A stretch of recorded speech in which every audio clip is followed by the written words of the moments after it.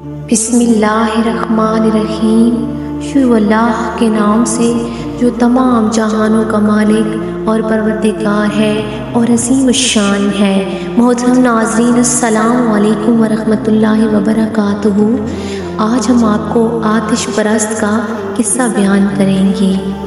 ایک رات خواجہ غریب نواز رحمۃ اللہ علیہ کسی جنگل سے گزر رہے تھے جس میں 7 آدمی آگ روشن کر کے اس کی پوجا کر رہے تھے۔ ان پجاریوں کے مجاہدوں کی لوگوں میں اس قدر دھاک بیٹھی ہوئی تھی کہ وہ آتش پرست 6 ماہ تک کھانا پینا ترک کر دیتے۔ جو کوئی ان کے ہاں حاضری دیتا تو وہ آتش پرست پوچھنے کے بغیر ہی اس کا حال بیان کر دیتے۔ اس طرح جنگل کے نواح میں رہنے والے تمام لوگ ان کے گرویدہ ہو چکے تھے اور آتش پرست کہلاتے تھے۔ خواجہ غریب نواز رحمۃ اللہ علیہ نے آتش پرستوں سے پوچھا کہ تم خدا کو چھوڑ کر اس آگ کی پوجا کیوں کرتے ہو؟ اس پر پجاریوں نے جواب دیا، اس لیے کہ قیامت کے دن یہ آگ ہمیں نہ جلائے۔ آپ نے فرمایا، اے آتش پرستوں، تمہارا یہ خیال بالکل غلط ہے، کیونکہ یہ آگ بھی تو خالق کائنات کی پیدا کی گئی ہے اور دیگر تمام چیزوں کی طرح یہ آگ بھی اللہ تعالیٰ ہی کے تابع و فرمان ہے۔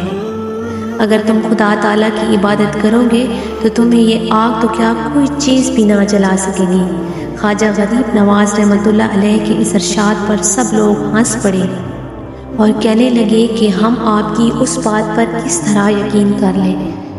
آپ نے فرمایا، یہ آگ میرے جسم کو کیا، میری جوتی کو بھی کسی قسم کا کوئی نقصان نہیں پہنچا سکتی۔ یہ کہہ کر آپ نے اپنی نالین کو آگ میں پھینک دیا۔ فوراً آگ بجھ گئی اور آپ کی جوتی ویسی کی ویسی رہی۔ جب یہ منظر آتش پرستوں نے دیکھا تو فوراً سب کے سب کلمہ پڑھ کر مشرف با اسلام ہو گئے اور آپ نے 7 پجاریوں کو ولی کامل بنا دیا۔ محترم ناظرین، اسی طرح آپ بھی اپنے رب ذات کی کائنات کی صرف اور صرف پیروی کیا کریں، اس کی ذات کے سوا کسی کو شریک نہ ٹھہرائیں۔ جزاک اللہ خیرا کثیرا۔